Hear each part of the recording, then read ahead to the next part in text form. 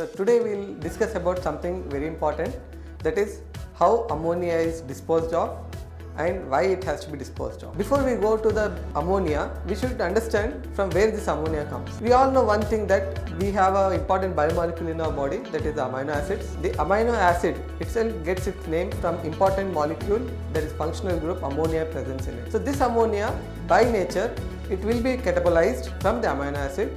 So when you catabolize the amino acid, you will get a carbon skeleton which can be used for other purposes including gluconeogenesis. What is left behind is ammonia, and now this ammonia need to be handled very carefully. Why?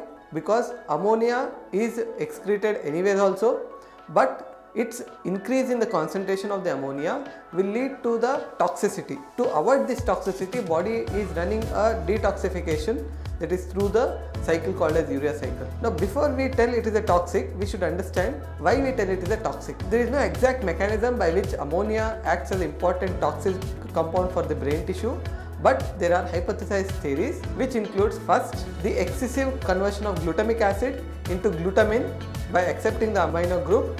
So it becomes glutamine. Excessive glutamine has two roles. One, it will be transported out of the cell in exchange for the tryptophan. So there is increased amount of tryptophan conversion into serotonin, so neurotransmitter derangement in the brain. Second, glutamine itself is very osmotically active, so it pulls the water molecules into the brain tissue. So again it's a toxic to the body or the brain. Next, apart from this, the glutamic acid alpha ketoglutarate is utilized by the reactions.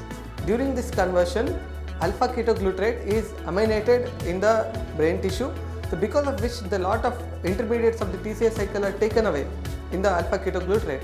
So because of which there is a deficiency of the energy.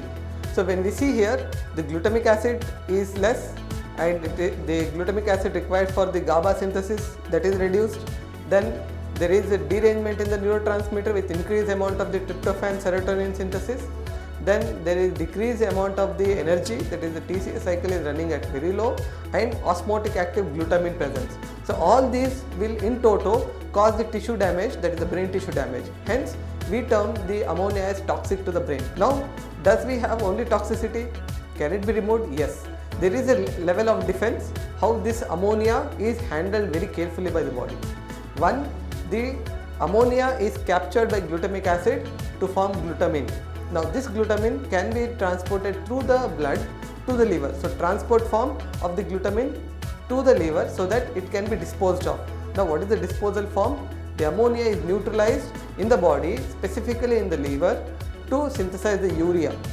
Apart from urea synthesis, the second place where ammonia is excreted is in the kidneys, where it is excreted in the ammonia form, which is neutralizing the acid which are secreted in the urine. So the ammonia which is from the amino acid acts as an important molecule which can capture the H+ ion and neutralize the urine to form ammonium.